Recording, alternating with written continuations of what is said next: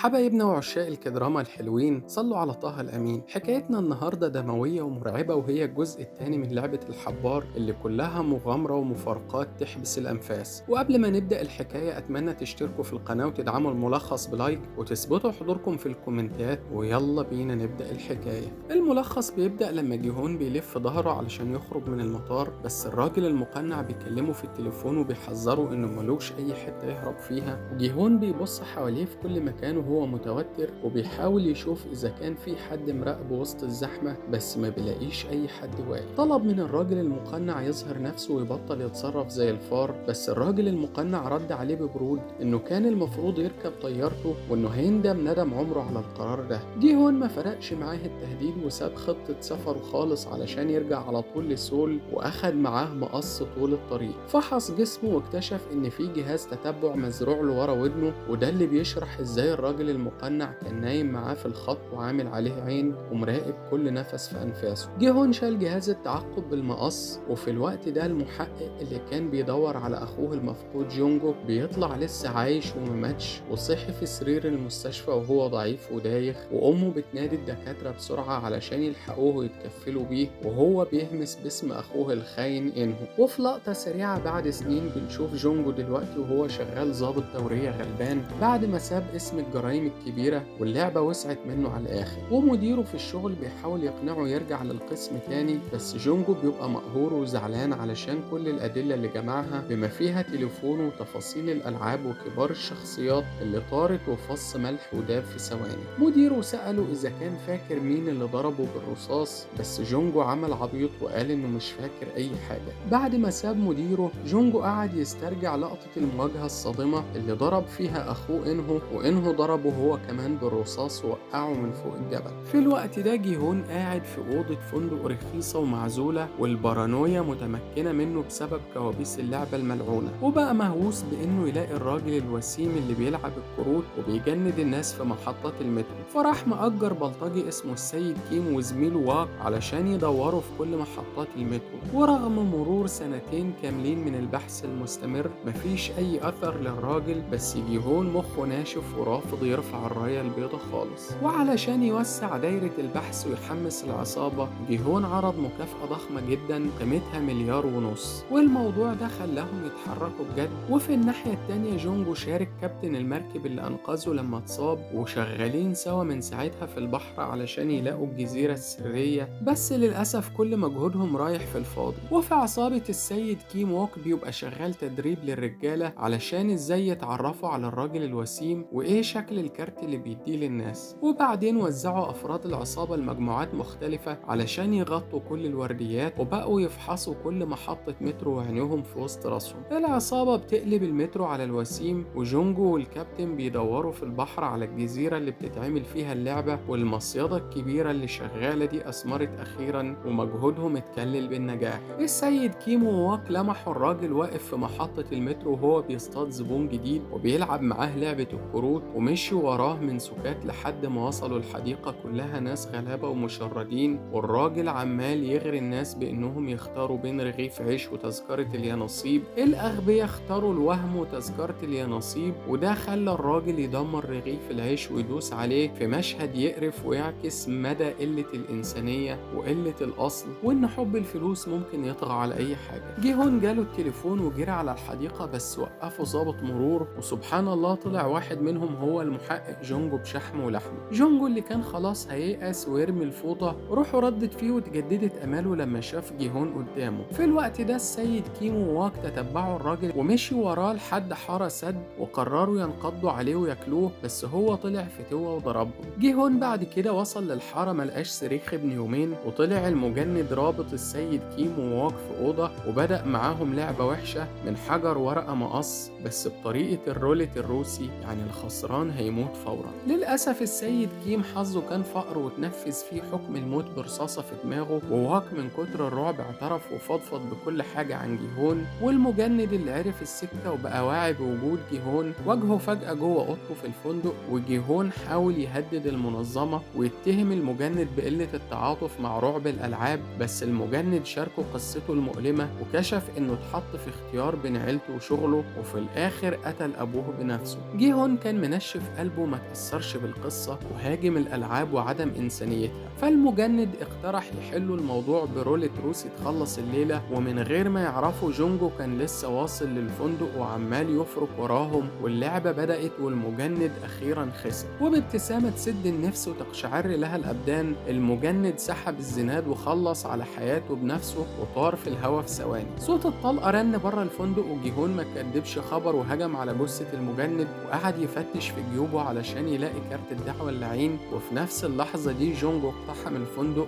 وبقى يفتش الأوض واحدة ورا واحدة وعينه بتطلع شرار، وبالفعل بقى واكل مربوط في واحدة من الأوض، فهجم عليه وهدده وسأله عن مكان جيهون، وواك قال له إنه في أوضة 410 فوق. وجونجو طار على الأوضة لقى جيهون بيشد الكارت من الجثة ولسه هيقبض عليه، راح واك نازل على دماغ جونجو بطفاية الحريق عماه وشرح لجيهون إنه شغال عند السيد كيم المتوفي. وواك بيشرح لجيهون المجند عمل فيهم إيه، فجيهون بص في الكارت لقى مكتوب كلاب HDH والساعة 12 بالليل يوم الهالوين 31 أكتوبر. جونجو صحي من الإغماء ولقى نفسه مربوط في الحمام، وجيهون قال له أنا فاكرك أنت اللي كنت بتسأل أسئلة عن اللعبة زمان. جونجو شرح إنها مش المرة الوحيدة وذكره إنه كان الحارس اللي سأل عن لاعب قبل كده، وجيهون بلغه بموضوع إنه راجع علشان يوقف اللعبة ويهد المعبد على دماغهم كلهم. وقعدوا يتبادلوا الأسرار والمعلومات المصرية، وجيهون عرف بقصة الكابتن والهيكل السري والقرود اللي بتدير اللعبة من ورا، وجونجو مع ذلك مصمم يشتغلوا سوا علشان يفضحوا كبار الشخصيات مع بعض. بس جيهون مع دخول واك في التشكيل قال أنا بفلوسي هعمل جيش أسلحة، والمرة دي هحارب المنظمين في ملعبهم ولازم نحط حد للكابوس ده. والقصة بتنقلنا لبطلة جديدة اسمها كانج نول، ودي لسه جاية طازة من كوريا الشمالية. الست في مهمة يائسة علشان تلم شملها مع عيالها واللي لسه عايشين في بلدها لحد دلوقتي، وعبورها كان بالنسبة لها فيلم رعب، واضطرت تضرب رئيسها بالنار علشان تنفد بجلدها، ودلوقتي لقت نفسها لوحدها زي كيس جوافة في المدينة، وشغالة في ملاهي بملمين وبتنام في موقف عربيات بالليل. ورغم كل الصمود والمعافرة دي الفلوس اللي معاها ما تسويش تمن عشاء ومحاولة يائسة لحياة أحسن، وده خلاها الصيد السهل والزبون المثالي للألعاب. وجونجو على الجانب التاني زار أمه اللي واضح إنها متدمرة نفسيا بسبب اختفاء ابنها البكر إنهو. الحزن ده عمل قفلة وتوتر كبيرة ما بينهم، والأم شايلة منه ضغينة سودا ومش طايقاه، وقعدت تلوم في نفسها وفيه بطريقة غير مباشرة، وبتقوله إن إنهو اتبرع لك بكلية زمان علشان تعيش، ولما مراته احتاجت عملية قعدنا نتفرج عليها لحد ما ماتت وما قدرناش نساعدها. جونجو جاب آخره وزهق من أولويات أمه المقلوبة وقال لها إن إنهو هو المسؤول الأول والأخير عن عواقب أفعاله. نول قررت تسيب شغل الملاهي وهي ماشية لمحت طفل مريض اسمه نقان بيجروا بيه على المستشفى بسرعة. قلبها اتوجع واتأثرت بالمشهد ومشيت وراه لحد جناح المستشفى وسابت له طاقية صوف غزلتها له بهدوء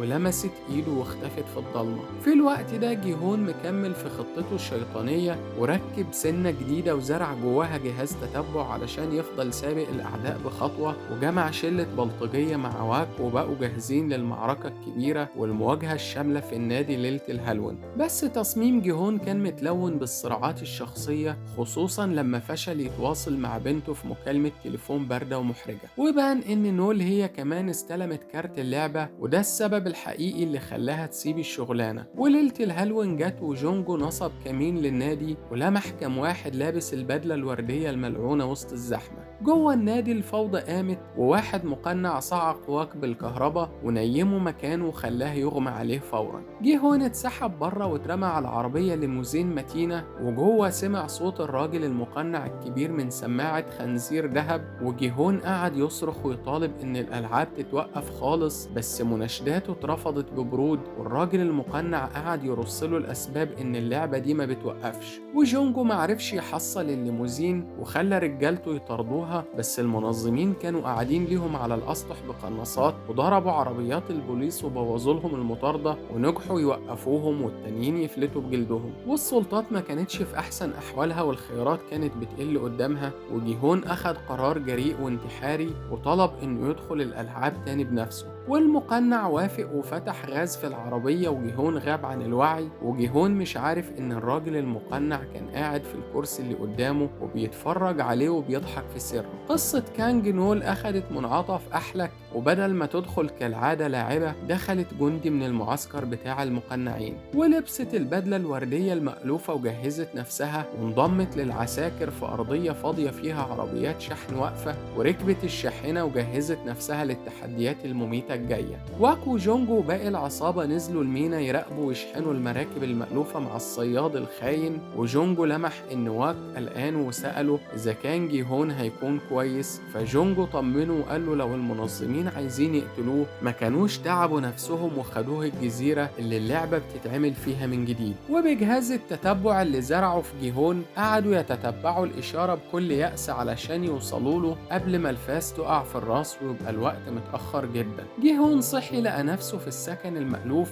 ولابس البدلة رقم 456 اللي وشها نحس عليه وما ينفعش تتكرر، وحواليه قطيع من اللاعبين الجداد اللي ما يعرفش حد منهم. واحدة ست شكلها دجالة قعدت تقرا له الطالع وتقول له انت شكلك ايامك سودا وهتودينا في داهية، وهو نفض لها وتجاهل كلامها وكأنه ما سمعهاش. وفجأة دخلوا المقنعين الأوضة والزعيم رحب بيهم وقال قدامنا 6 أيام ب6 ألعاب، واللي هيكسب ال6 ألعاب هياخد جايزة وفلوس كويسة هتغير حياته للأبد. واحد لعيب ذكي سأل وليه واخدين حاجتنا وتليفوناتنا طالما جايين نلعب، فالراجل المقنع اعتذر وقال علشان الخصوصية يا روحي، والكلام ده سبب لبس وهوجة بين اللاعبين وكانوا عايزين حاجتهم ترجع لهم مرة تانية. وراجل اتكلم وطالب بتليفونه علشان يطمن على أموال الكربيتو والبيتكوين بتوعه، فالراجل المقنع فضح وقال الراجل ده اسمه منغي ويوتيوبر مشهور، وقعد يذيع أسماء المديونين بالملايين اللي بيتخانقوا مع بعض ويقول على المديونيات اللي عليهم. وشوفنا راجل مديون ب10 مليار وون، واللاعبين كلهم سكتوا وحطوا جزمة في بقهم لما سمعوا كل ده، وجيهون بيتفرج بغضب. والراجل المقنع أعلن إن الجايزة الكبرى هتكون 46.5 مليار وون. الناس بان عليهم السعادة، وجيهون سأل إذا كانت الفلوس هتتوزع لو قرروا يخرجوا وينسحبوا بعد اللعبة الأولى، فالراجل قال له إن الفلوس هتتوزع على الفايزين لو كلكم اتفقتوا وقررتوا تخرجوا. التوتر زاد بسرعة، وواحد اسمه بيك دخل في خناقة سخنة مع أمه، وهما الاتنين داخلين اللعبة سوا علشان يسدوا دينه، وناس كتير هجموا على منغي يلوموه إنه خرب بيوتهم بحيله الغشاشة. ومن بين اللي اتضرروا من حيلته واحد اسمه ناميو وواحد اسمه سانوس، وده رابر بخصل شعر بنفسجية صارخة، والكل وقعوا على العقد برعب لأن اليأس كان أقوى من الخوف. في الوقت ده لسه بيدوروا على جيهون، وجونجو قال لكابتن المركب إنه لقى خيط ودليل في بحثهم، لأنه لقى واحد لعب اللعبة دي قبل كده وخرج منها سليم وعاش. الكابتن بصله بصدمة، وجونجو وراه الجهاز اللي بيتتبع حركة جيهون، وقريب العصابة هتعرف إن جونجو قريب من الجزيرة، فالكابتن قال له إنه يعرف المكان ومفيش حد بيروح هناك غير علشان يصطاد سمك وبس. وبنرجع جوه اللعبة، وطلبوا من المتسابقين يصوروا سيلفي وهم رايحين للعبة الأولى، وشلة سانوس اتلموا يتصوروا معاهم، فالراجل المقنع شخط فيهم وقال مفيش تصوير يا حيلتها منك ليه. جيهون واقف زي الصنم ومتحجر ومقضيها سكوت وتركيز في السواد اللي هيحصل، وامتنع عن الرغي، وفجأة هدوءه اتدمر لما لمح صاحبه القديم جون غباي وسط الزحمة، وافتكر مأساة سونغون والدم القديم، وقرر يحمي صاحبه وقال له هخليك لازق في ظهري، وفتح عينيك وخد بالك من كل تفصيلة لو عايز تطلع عايش. وبره بنشوف جونجو مطلع طيارة بدون تتبع إشارة جهاز تعقب، وواكو والرجالة بيزحفوا في الجزيرة علشان يوصلوا لجيهون، بس الحظ الفقر جيهون اكتشف إنهم قفشوا جهاز التتبع ونزعوه منه، وواكو والرجالة لقوا الجهاز مرمي في علبة طعم صياد علشان يلبسوهم في الحيطة ويضلوهم من غير أي دعم، وجيهون أخد القيادة وبقى يهددهم ويشجعهم يفضلوا هاديين ومركزين لو عايزين ينجوا. في الأول جهوده نجحت وخلتهم عايشين، بس مع بداية اللعب بحور الدم فتحت والكل ركبوا الخوف، ورعب المتسابقين أدى الغلطات، واللي يتهز أو يقع ياخد طلقة فورا، وقلبت فوضى ومجزرة، وجيهون بيعافر يوجه الناجين والمجزرة ما بتوقفش للأسف. وفي وسط القناصين واقفة نول وعينيها على اللعيبة وجاهزة تخلص لو حد استهبل، وده زاد التوتر. والمجزرة وسعت لما الرابر سانوس الخبيث قعد يزق اللعيبة ويغفلهم عشان يعيش لوحده. ورغم الفوضى دي جيهون شد اللعيب رقم 444 اللي كان مجروح بشدة وبينزف وتمكن من انه ينقذه. بس نول خلفت البروتوكول وقتلت 444 بعد ما عدى الخط لانها عارفة انه هيموت. بس سابت متسابق تاني اللي هو ابو نقان لما اتهز بدري. وبعد اللعبة رجعوا الأوضة وجيهون جاب آخره وقال هنعمل تصويت نلغي اللعبة والجنون ده كله. بس المدير والعساكر لعبوا بدماغ الناس وزودوا قيمة الجايزة وسالوا لعبهم والكل نفض لجيهون. واللعبة ولعت لما جونج باي المديون ب10 مليار قفش في جيهون وقال له انت مالك مبرطع وعارف كل حاجة كده ليه؟ ما تخليك في حالك وتسيبنا نكمل لعبتنا وناخد فلوسنا. واللعيبة اتقسموا نصين في خناقات. فجيهون اعترف انه لعب اللعبة دي قبل كده وكسبها. وبدل ما يخافوا سانوس وجونج باي قالوا ده انت كنز وخبرتك تدينا افضلية وطالبوا بنصايح ازاي يكسبوا. المواجهة زادت ورفعوا عليه السلاح وبدأ التصويت يكملوا ولا يسيبوا اللعبة ويمشوا. والقرار واقف على تعادل وراجع للاعب رقم 001 اللي صوت انه يكمل. فاللعيبة اللي عايزين يكملوا قعدوا يزغرطوا ويهيصوا وكانوا فرحانين جدا. والمفاجأة الصادمة انه 001 طلع هو نفس الراجل المقنع الكبير انهو ومتنكر وسطهم وجاسوس عليهم. وفي ناحية تانية العمال كانوا شغالين يجروا التوابيت ويسرقوا الأعضاء وبعدين يودوها على المحرقة عدل. واللعيبة بيوزعوا عليهم أكل وجيهون سادد نفسه وواعي بالكامل للمصيبة. انهو الجاسوس قرب من جيهون وعمل نفسه غلبان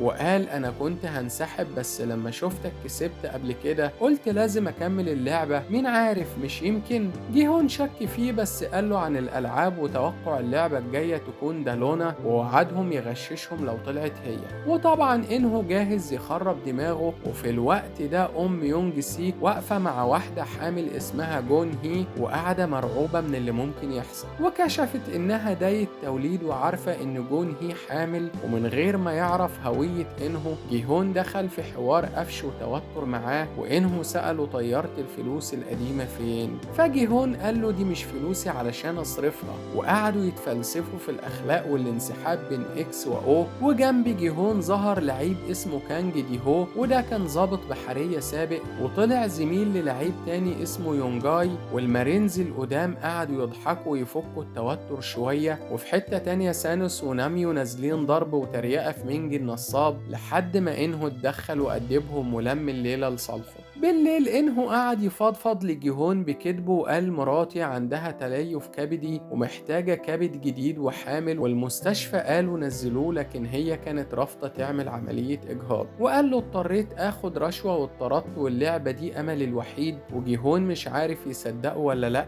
والحكاية شكلها فبركة الكسر عزيمته. وتجار الأعضاء محتاسين لأن الجثث مخرومة رصاص ومش نافعة للبيع ولا عارفين يطلعوا منها أعضاء يستفيدوا بيها. والشكوك راحت لنول الهربانة من الشمال وبلغوا الضابط الكبير عنها. والضابط المقنع جاب نول وقال لها أنا عارفك من 7 سنين وبتعصي الأوامر ليه يا قطة. نول خبت دوافعها علشان تحمي عيالها وحافظت على برودها بالرغم من التوتر. وجونجو رجع تاني لسول يجري على الاسم ويطلب نجدة بس قعدوا يضحكوا عليه ورفضوا يتصرفوا من غير دليل ملموس. وطلع من هناك محبط وقرر هو وواك يلاقوا طريقة تانية يفضحوا بيها المجرمين. وجوه اللعبة جيهون جاله كابوس انه بيقول للعيبة اختاروا المثلث في لعبة دالونا والمثلث طلع معقد والكل قعد يلعن ويسب فيه. وصحي على الموسيقى والكل بيجهز. وجون هي قابلت مينجي اللي اتصدم لما شافها وعرف انها حامل منه وناوية تتمسك بالبيبي وتكمل لحد النهاية. والمحادثة اتقطعت واللعبة التانية بدأت وما طلعتش دالونا وطلعت تقسيم فرق. واللعيبة قفشوا في جيهون علشان توقعوا غلط وسابوه. وجيهون عمل فريق مع انهو وجونج باي والمارينز التاني.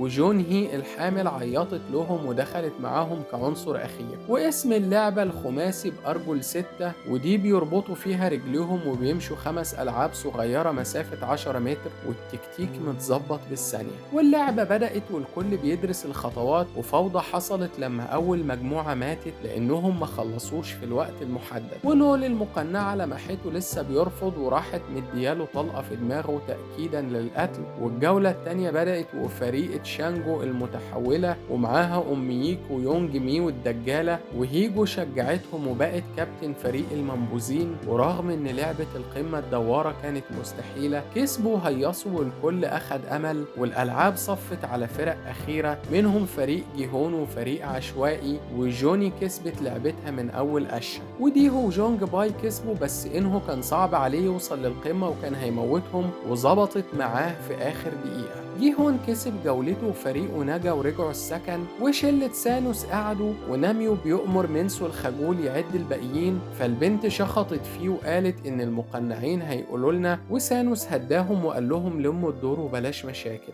يونجاي سأل هيونجو ففتحت قلبها وقالت أنا لسه ما خلصتش عمليتي، وقالت بيأس إنها محتاجة الفلوس جدا. ونول اتقفشت من العساكر ورزعوها علقة في أوضة وعفرت معاهم، بس هددوها بالسكاكين واستسلمت، والوضع كان سيء جدا. وجيهون وفريقه بيتعرفوا على بعض وفرحانين بالمكسب، ودخلوا المقنعين وقالوا مات 110 لاعب. الجايزة بقت 20 مليار، وال255 الباقيين لو انسحبوا هياخدوا 79 مليار لكل واحد. والناس اتقسمت، ناس فرحانين وناس زعلانة ان الموتى قليلين، فالجايزة ما بقتش مجدية بالنسبة لهم والمبلغ قليل جدا. وأم يونج سيك اقترحت وقالت لو خرجنا تعالوا كلوا عندي في البيت. والتصويت بدأ ب001، ومنسو صوت يكمل تحت الضغط، وخوناي ويونج سيك وهيونجو صوتوا يكملوا وصدموا الباقيين. إنهو حاول يخليهم ينسحبوا علشان الموت هيزيد، بس جونج باي ولع الصالة وخلاهم يصرخوا ويقولوا لعبة كمان، وللأسف كملوا كلهم. يونج سيك اعترف لأمه إنه مديون بمبالغ كبيرة جدا، ولو ما اتدفعتش هياخدوا أعضائه. وجونج باي كان قاعد ومكسوف من روحه، وديهو شده يقعد معاهم. وأم يونج سيك سألت هيونجو فقالت أنا اتدينت بسبب عمليات التحول، وأهلي رموني وعايزة أروح تايلاند وأبدأ على نضيف من هناك. ومينج حاول يهرب فسانوس ورجالته قفشوه، بس إنهو حماه. وجيهون حذرهم يجهزوا المجزرة بالليل، وقال لهم هنعمل ورديات حراسة بالدور، لأن اليقظة هي الأمل الوحيد بالنسبة لنا، ومن غيرها مش هنعرف نطلع من المستنقع ده على خير. أم يونج سيك فاجئته وقالت أنا مخبية مقص في شعري، فجيهون زهزق وقال لها يا محاربة. وعلى الجانب التاني جونجو واك والكابتن لسه بيطاردوا الخيط وعايزين يوصلوا لأي حاجة. والصبح جه واللعبة التالتة بدأت واسمها مينجل، والمنصة بتلف، ولما يذيعوا رقم لازم تعملوا فريق بالعدد ده وتجروا على الأوض في 30 ثانية وإلا هتموتوا فورا. جيهون وإنهو شجعوهم يثبتوا، والمنصة وقفت وقالوا لهم رقم 10، وبدأت الفوضى العارمة. وجيهون واقف يتفرج برعب، والناس اللي معرفتش تدخل اتضربت بالنار وماتت فورا. سانوس وناميو المدمنين مش فارق معاهم ورقصوا على الأغنية، والرقم الجاي طلع 4 والكل هجم، واللي بره ماتوا، وحتى اللي جوه بالعدد الغلط اتضربوا بالنار، والموضوع كان صعب جدا. اللعبة فرقت الناس وأجبروهم يختاروا 3 يدخلوا أوضة، ويونج سيك وأمه اتقسموا، وإنهو قعد يلاوع الأم ويقول لها ابنك باعك وغفلك، بس هي كدبته ما كانتش مصدقة إن ابنها ممكن يعمل كده. يونج سيك نجي بس الشروخ زادت، وموت يونج مي كان مفاجئ، وهيونجو انغمرت في العياط وما كانتش مصدقة نفسها. مينج قفل الباب وأنقذ اللي جوه، وحصلت أزمة أخلاقية. اللعبة مصممة تصفي على 100 لعيب، والوحشية كانت مستمرة، والجولة الأخيرة رعب والكل بيجري على الأبواب وكأنه يوم الحشر. إنهو قتل واحد معاه في الأوضة، وجونج باي ساعده علشان يعيشوا. وجونجو ورجالته مطيرين الدرون فوق المقر وبيجمعوا معلومات، ورجعوا السكن ومنسو نجا وظهر تاني، فشلة سانوس قفشوه. وجيهون قاعد بيعد علامات الإكس والأو وناوي يغير أصوات الباقيين. إنهو شجعهم يثبتوا ما يعملوش حركات مفاجأة، وجونجو ورجالته دخلوا فخ متفخخ وانفجر فيهم ودمر فريق الاقتحام. وجوه جه وقت التصويت ومينسو قرر ما ينسحبش، والأصوات وصلت لحد 001، وفي تطور مفاجئ إنه صوت ينسحب وجونج باي اتصدم وخلص التعادل وهيصوتوا تاني يوم. وجونجو بيقلب في الجثث والكابتن قال له نرجع البر، بس الباقيين رفضوا علشان الوقت، وجوه السكن كان مقسوم نصين أعداء، وجيهون فتح علبته لقى جواها شوكة وحس بالشر وإنه في حد ناوي يغدر بيه. بالليل سانوس ونامي يهددوا مينسو يغير صوته، ومينج ظهر في الحمام وولعت خناقة شوارع بشعة، وسانوس خنق مينجي، فمينجي راح ناشش الشوكة ورشقها في رقبة سانوس، والدم غرق المكان ومات كذا واحد بالشوكة دي. العساكر واقفين يتفرجوا ورا الباب وما بيعملوش حاجة، ومات 5 لعيبة في السكن، والفرقتين بقوا عايزين ياكلوا بعض. في البحر الكابتن طلع خاين وطعن قائد الدرون ورماه في المية علشان يداري على جريمته. جيهون وفريق اكس عندهم حظ، بس مش واضح هيعيشوا للتصويت الجاي ولا لأ، ونول اتبع القواعد دلوقتي ومشي عليها مظبوط. العساكر انتبهوا كانوا جاهزين علشان في لعبة خاصة هتحصل قريب، وأول ما النور طفى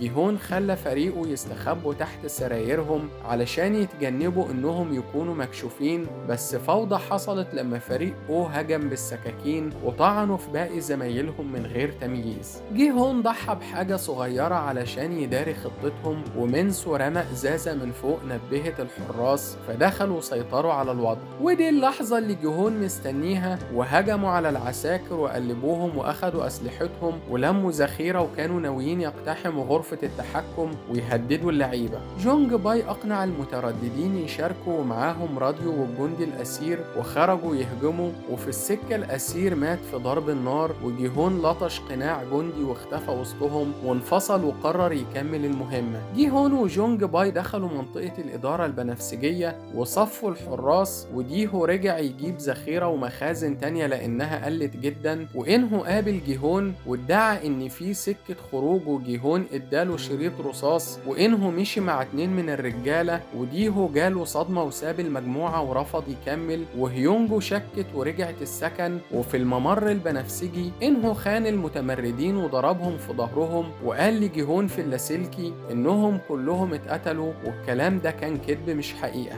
جيهون صدقه وحزن، وإنه غير التردد وقال للعساكر يخلصوا الموضوع، وهيونجو وصلت السكن والعساكر اقتحموا، وأم يونج سيك خبت هيونجو، والكل اتصفى حتى اللي استسلموا، وجيهون سابوه عايش علشان درع البطولة. وفي المشهد الأخير المقنع قابل جيهون وقتل جونج باي قدامه، وجيهون صرخ صرخة ألم تقطع القلب، وخلص الموسم في اللحظة دي. وبعد التتر في لقطة سريعة للعيبة قدام لعبة الضوء الأحمر، بس المرة دي بعروستين. وبكده يا أصدقائي بنوصل لنهاية حكايتنا. قولوا لنا رأيكم في الكومنتات ورشحوا لنا مسلسلات وأفلام كورية وآسيوية تحبوا تشوفوها معانا، وما تنسوش تدعموا القناة باللايك والشير والسبسكرايب والكومنتات، ونشوفكم قريب في قصة جديدة.